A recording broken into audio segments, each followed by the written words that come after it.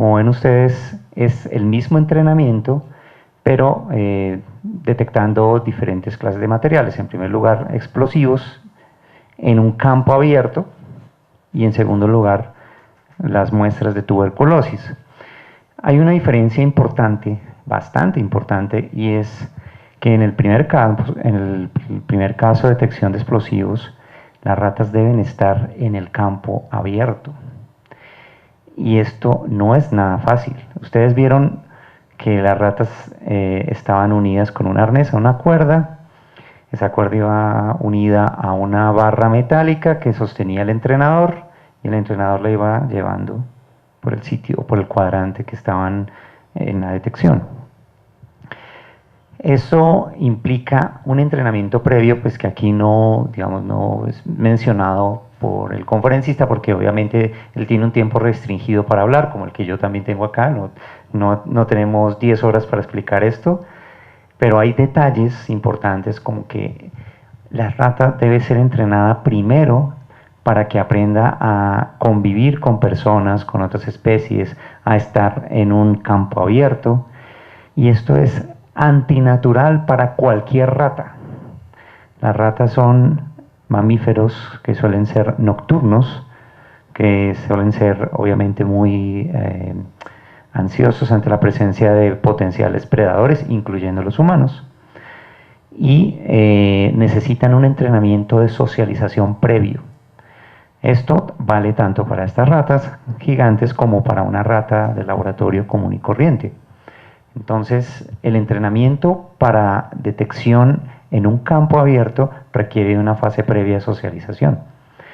Es por eso que, por iniciativa de Luisa Fernanda, pues a quien les presenté, Luisa Fernanda Méndez, la directora del proyecto de investigación, empezamos a usar ratas que, digamos, no fueran una especie nativa, porque resulta que esta especie es nativa africana, de hecho su nombre es rata gigante africana, y no es tan fácil, digamos, llevarla a otros países u otros continentes.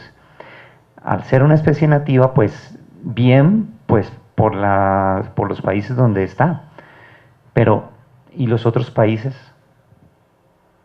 No es fácil. El control, por ejemplo, el control aduanero para traer una especie diferente es bastante complejo. O sea, no es tan fácil traer un animal de otra especie, no sé, saltarlo a Europa o América, muy complicado. La ventaja que visualizó Luisa Fernanda fue, bueno, ¿y por qué no una rata de laboratorio que puede ser reproducida en cualquier parte del mundo? Las ratas de cepa de laboratorio las usan en todos los continentes, en laboratorios en muchas áreas, no tendría en principio restricción. No es una especie nativa ya en este momento, realmente es una especie nativa de Noruega, por eso se llama Norvegicus, Ratus norvegicus, pero ya en este momento es tan usada en todo el mundo, especialmente para investigación científica, que realmente se puede considerar como una especie universal. Entonces ya tendríamos una ventaja muy grande con respecto a esta especie nativa. La capacidad olfativa es la misma, es decir, no hay una diferencia significativa en la capacidad olfativa de una rata de laboratorio a esta rata. Ambas son bastante buenas, igual que es un perro también, detectando explosivos u otros materiales. De hecho, pues han sido también probadas en detección de otras clases de materiales, como por ejemplo el dinero. El dinero tiene un olor. Enfermedades, el cáncer, por ejemplo, los tumores cancerígenos tienen un olor también.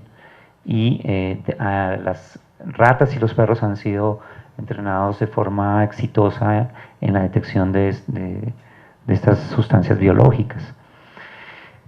También tendríamos una ventaja adicional, es que precisamente lo que mencionó Barbara de ventaja de su propia especie, del costo, el caso de una rata de laboratorio, el costo es aún menor. porque es un animal más pequeño, consume menos. Entonces, esa misma lógica de ventajas que planteó Bart Wedgens también aplicaría en el caso de la prueba que estamos haciendo aquí en Colombia. Vamos a mirar algunas de las características o fases del proyecto de investigación nuestro.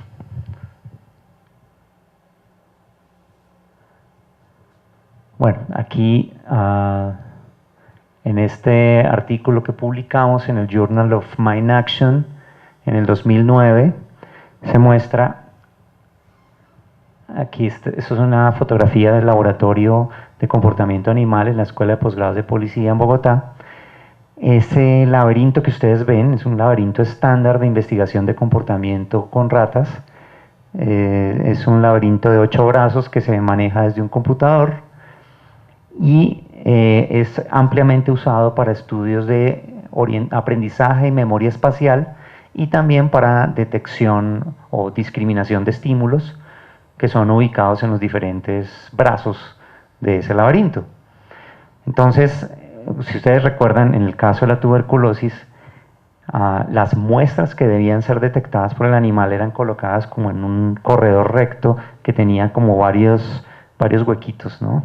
Entonces, al azar, el investigador coloca, o el entrenador coloca la muestra positiva y cuando el animal la detecta, activa un clic, ¿cierto? Eso es lo que ustedes vieron en el caso de la rata gigante africana. En este caso, hay, digamos, una diferencia de forma, pero, digamos, la base de aprendizaje es la misma, es una discriminación olfativa por parte del animal, solo que las muestras se ubican en la parte, digamos, en las partes finales de los brazos de ese laberinto. Este laberinto se ha usado para la primera fase de nuestra investigación, que es la detección de explosivos en el contexto del laboratorio. Esa es la primera fase de nuestro proyecto, así empezó.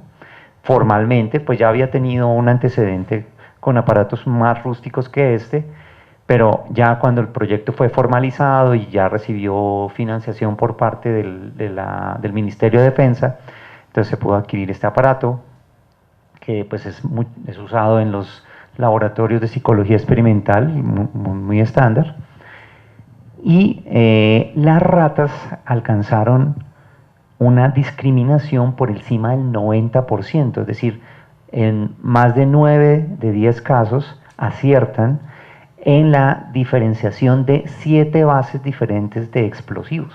O sea, realmente es un desempeño bastante bueno. Les voy a mostrar algunos ejemplos. Pues de hecho aquí la investigadora le ponía nombres a las raticas.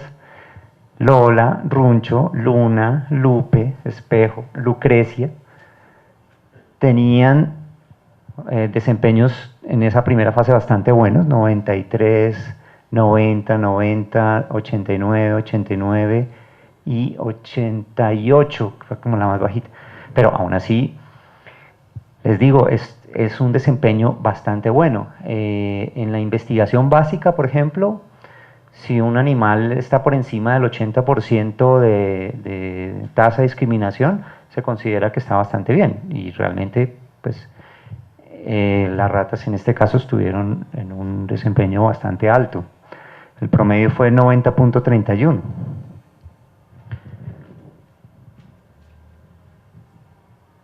Entonces, digamos, este era precisamente el objetivo que tenía la Escuela de Posgrados de Policía con esa primera fase. Lograr que el roedor Ratus norvegicus, cepa Wistar, que es digamos, una de las razas, digamos, que es muy usada en laboratorios, sea un elemento versátil que acompañe y optimice los procesos de búsqueda de explosivos, en este caso, a partir de olores, ¿no? Entonces, nuestra primera fase en el laboratorio pues tuvo el desempeño que les estoy mostrando. La segunda fase, que también ya terminó, ya implicaba una dificultad mayor, y era probar la discriminación de explosivos en un ambiente abierto, porque en el laboratorio pues es muy sencillo relativamente, porque el animal pues no está expuesto a un montón de estímulos que pudieran distraer o lo pudieran intimidar. Ya en un campo abierto, en este caso en la escuela de posgrados de policía, pues ya es un poco más difícil la cosa. Aquí les voy a mostrar digamos, el resultado. Bueno, este fue como el póster que presentamos con Luisa Fernanda en el Congreso Interamericano de Psicología en Ciudad de Guatemala en el año 2009. Ustedes ven en la foto que está en el centro, está la rata, está como en un prado, ¿no? Y si ustedes, aquí les puedo mostrar, esta es como la jeringa que activa la mina, es decir, esta es una mina simulada, la jeringa a presión está acá y debajo de esto está el explosivo. Lo que tenían que hacer las ratas en este caso era explorar en un cuadrante de 1 metro, o sea, 1 metro cuadrado en primer lugar y después en 3 metros cuadrados, buscar el sitio donde estaba el explosivo en cuestión y luego regresar hasta el punto en el cual el entrenador, que en este caso era un patrullero de la policía, pues el punto en el cual el patrullero la dejaba para que empezara la búsqueda. Sí, muy buen punto y precisamente ahí se me está adelantando a un punto muy importante de diferenciación con respecto a Popo. Algo que nosotros encontramos en el camino y que está relacionado en el ejemplar del periódico que les están repartiendo, el UN Periódico, que se publicó el 8 de febrero, el 8 de abril de este año, en UN Periódico, que es el periódico de divulgación de la Universidad Nacional de Colombia. Ahí mencionamos en la entrevista que una cosa que se encontró de manera un poco fortuita, pero que a la larga está representando una ventaja, es que los patrulleros lograban un contacto o una comunicación verbal directa con las ratas. Esto es una cosa que puede sonar un poco extraña, pero digamos, la estamos investigando y nos parece que nos puede generar una ventaja importante. Y es que no tendríamos que usar arneses, precisamente. Pero eso hay que explorarlo un poco mejor, porque también puede ser, digamos, diferencias individuales. Algunas ratas que son más listas que otras, entonces aprenden a distinguir auditivamente claro, la orden. Esto es algo que se ha encontrado de manera fortuita, estamos explorándolo. Y también encontramos otra cosa muy importante que ya no es solamente un hallazgo aplicado, sino un hallazgo fundamental. Y es que crías de ratas que están siendo entrenadas están aprendiendo vicariamente. ¿Qué quiere decir eso? Están aprendiendo por el ejemplo de la mamá. La mamá aprende y las crías la siguen. Y las crías aprenden a partir del aprendizaje de la madre y no por la consecuencia directa del entrenamiento. Eso se llama aprendizaje vicario o por observación, que hace mucho tiempo se pensaba que era exclusivamente humano. Pues otras especies, especialmente mamíferas, aprenden por imitación o observación. Aquí estamos encontrando accidentalmente que lo están haciendo estos animales, pero eso requiere más investigación. Digamos, en este momento es como la frontera que tenemos nosotros, no sé, nos está yendo un poco el objetivo, pero es realmente muy apasionante, es bien bonito ese hallazgo y también tendría implicación con respecto a esto, porque imagínense, si por un lado no tenemos que usar arneses, sino se puede usar una comunicación como la que se usa con los perros en el entrenamiento, que es verbal, ¿no? De órdenes verbales, pues sería más eficiente. Y por otro lado, si las crías aprenden vicariamente, pues se ahorran un montón de entrenamientos, ¿sí? Entonces, es una perspectiva bastante interesante. Pero bueno, aquí me salté un poco porque yo les estaba explicando la segunda fase. La primera fase es el entrenamiento en el laboratorio, en ese laberinto cerrado que ustedes vieron. La segunda fase es en un campo abierto, aquí mismo en Bogotá, en la Escuela de Posgrado de Policía, ahí en el Prado. Se colocan algunos estímulos adicionales. También parte muy importante de esa segunda fase es el entrenamiento de socialización con otras especies. Esto es algo que, como les decía, no lo mencionaron en el anterior video, pero que es muy importante, porque cuando uno saca un animal a un campo abierto, encuentra muchas cosas diferentes. Encuentra, por ejemplo, plantas, árboles, animales.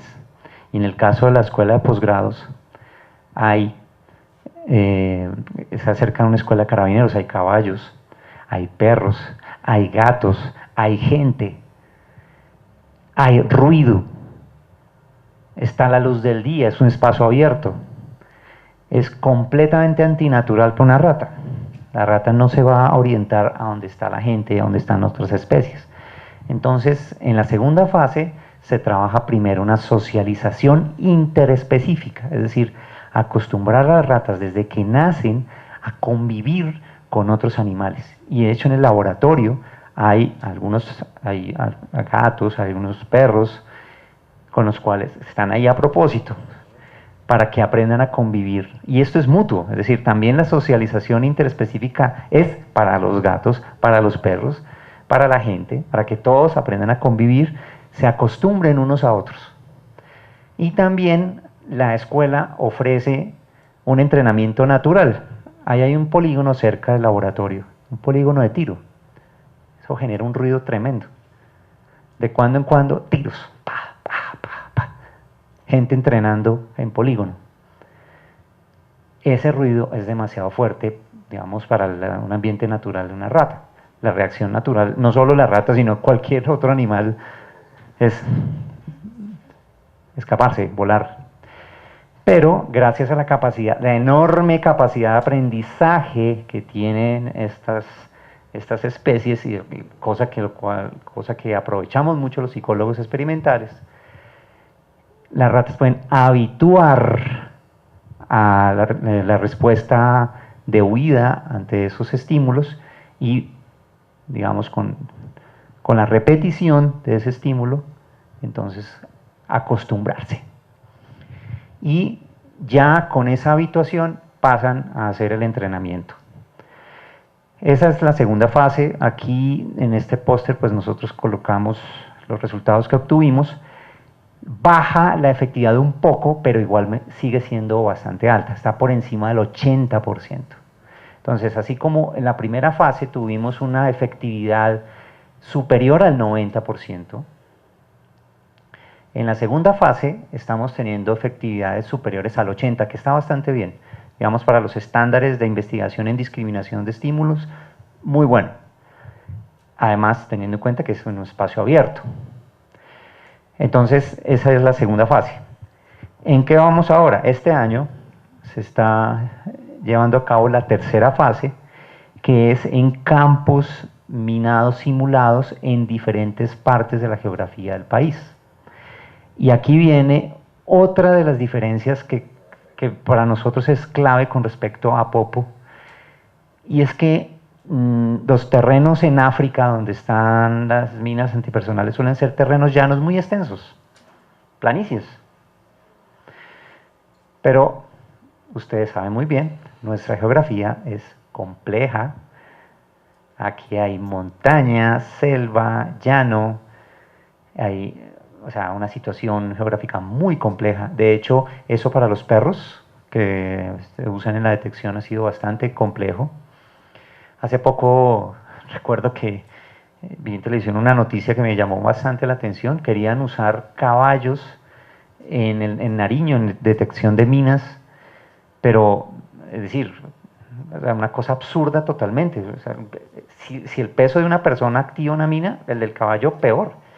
Y el olfato del caballo no es muy bueno. Yo no sé, ¿quién se le ocurrió semejante cosa tan horrible? Espero que no se les ocurra meter caballos en campos minados, además en un terreno montañoso como el de Nariño. Horrible. No, no, o sea, un desastre. Eh, entonces, la tercera fase tiene un objetivo importantísimo y es ver el entrenamiento en diferentes partes con geografía distinta. Incluye precisamente la montaña, incluye selva, incluye desierto en La Guajira, incluye llano y ambiente urbano, en particular en Medellín, o sea, dentro de la ciudad también, porque la ciudad también puede ser víctima de estos explosivos. ¿Cómo?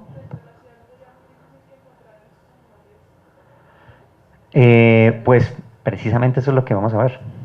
Precisamente ese es el reto. Y creo que esto marcaría una diferencia muy importante con respecto a Popo, porque están haciendo el entrenamiento en un solo tipo de ambiente, realmente.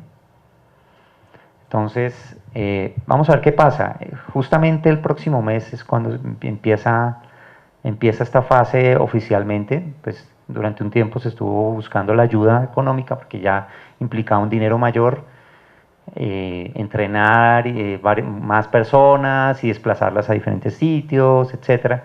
Entonces esa logística tomó más de un año y pues vamos a ver los resultados. Estamos en ese momento, en esa fase, en la última fase. Esa ya sería la última antes de convertir ya, digamos, a la rata como en un detector oficial, que ya pase a ser desminado real.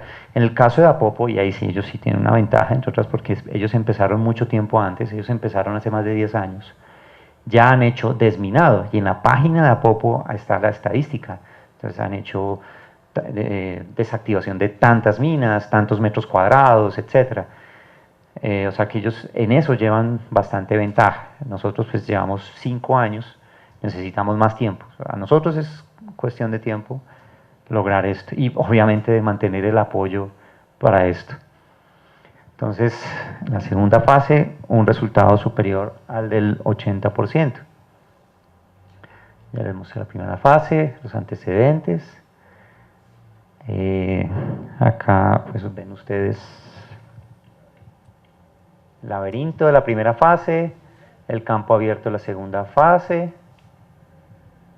Aquí están los resultados. Mayor del 90% en la primera fase, mayor del 80% en la segunda fase, campo abierto. Fase 3, campo minado simulado en ejecución. Bueno, en este momento pues quisiera saber, digamos, si hay preguntas o hay dudas antes de, digamos, seguir avanzando. ¿Cómo estamos de tiempo? ¿Cuánto tiempo queda? 20 minutos.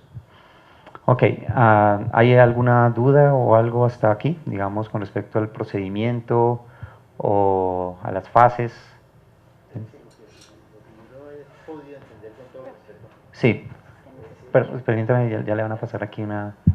Lo que no he podido entender con todo Sí, respeto suyo, claro, que no, es no, por psicólogo, supuesto, aquí es justamente... es decir, si se está haciendo una experiencia con ratas, sí, y las ratas pues tienen un comportamiento, sí, claro. ¿ese es el comportamiento que asimila usted dentro de la investigación? ¿O qué rol usted cumple en la investigación como para Sí. el apoyo de la señora que es veterinaria, que ella sí pues tiene otros aspectos? Es decir, yo como todavía no me cae eso en la cabeza. Bueno, se ha tocado, es muy interesante su pregunta, de hecho me sirve para explicar algo muy importante, y es que el tema del comportamiento animal es un campo interdisciplinario. El comportamiento animal lo estudian diferentes disciplinas y ha sido usado para diferentes tipos de aplicaciones. La investigadora principal es veterinaria Y la formación que ella recibe en el caso del comportamiento hace mucho énfasis en la parte biológica o innata de la especie. Es decir, aquella parte del comportamiento que está más determinada por la genética o por las características propias de la especie. Entonces la rata como especie tiene un comportamiento específico, como usted muy bien lo dice. Eso es un aspecto. Pero resulta que el comportamiento de una rata o el de muchas otras especies, especialmente las mamíferas y las más cercanas a los seres humanos, no solamente está determinada por esa parte genética, sino que también puede ser moldeable o puede cambiar gracias al aprendizaje, al entrenamiento. Y esa parte es la que nosotros, los psicólogos, enfatizamos. O sea, el énfasis que tiene la psicología, en particular el campo que se denomina psicología comparada, que busca la comparación del comportamiento humano y el comportamiento de otras especies, ha sido examinar especialmente el comportamiento de tipo aprendido, es decir, aquel que es más bien determinado por las experiencias del individuo a lo largo de su vida, su exposición al ambiente, a estímulos, etc. Por eso acá hemos visto entrenamientos, cosas que cambian el comportamiento del animal y lo lleva a, digamos, a fronteras que son insospechadas por el público en general. No es natural que una rata esté detectando explosivos, por ejemplo, pero lo pueden hacer, pueden ser entrenadas y aprender esto. Esos principios de aprendizaje han surgido la ciencia psicológica, que es mi área, justamente. Entonces, el rol que tiene la psicología aquí es muy importante. A propósito de eso, en el equipo de investigadores de Bart Wedgens hay otro psicólogo experimental, un norteamericano que se llama Alan Pauling, que yo lo conocía, lo leía a él por estudios básicos. O sea, yo no sabía que Alan Pauling también estaba involucrado en este tema de detección de explosivos. Casualmente lo encontré en un artículo, ve, qué interesante. Ese científico que lo conocía de otro contexto resultó también implicado acá, pero era natural, porque él también estaba estudiando el comportamiento aprendido de los animales, cómo el comportamiento animal puede ser modificado o flexibilizado con el aprendizaje. Entonces ahí es donde participa la psicología. Y en particular, también otro rol que yo tengo en este proyecto de investigación es el de ayudar a generar productos académicos. Este proyecto precisamente tuvo una cosa particular que quiero compartirles, digamos ya para terminar, y es el tema de la divulgación en medios masivos de comunicación. La tuvo inicialmente y después hubo divulgación en medios científicos especializados. Normalmente lo que pasa con los proyectos de investigación es lo contrario, se hace el proyecto, se publica en medios especializados y después va a medios masivos. Aquí fue al revés, y fue otra cosa bien curiosa que nos generó algunas reflexiones que las publicamos también en la revista latinoamericana de psicología y que queremos compartir especialmente con personas que estén trabajando en investigación científica. La importancia de la divulgación. O sea, muchas veces los científicos estamos muy preocupados por lograr un resultado y publicarlo en una revista especializada y nos olvidamos completamente de la divulgación, de darlo a conocer al público. Este esfuerzo, por ejemplo, que están haciendo acá el archivo histórico, el esfuerzo que se llama Universidad de Todos los Saberes, hace parte de esto que estoy diciendo, de divulgar al público los resultados de investigación científica. Eso es muy importante, pero muchas veces a los investigadores se nos olvida eso. Sin embargo, a este proyecto le pasó lo contrario, y por eso me vincularon a mí, porque primero resultó que precisamente, como les estaba diciendo, este proyecto se divulgó primero en medios masivos de comunicación desde 2006. Empezó a aparecer, cuando empezó el proyecto, en la primera fase, por alguna razón, que fue la gestión de la Oficina de Comunicaciones de de la Escuela de Posgrados de Policía. Empezaron a divulgarlo en medios como El Tiempo, noticieros, primero locales, después internacionales, y resultó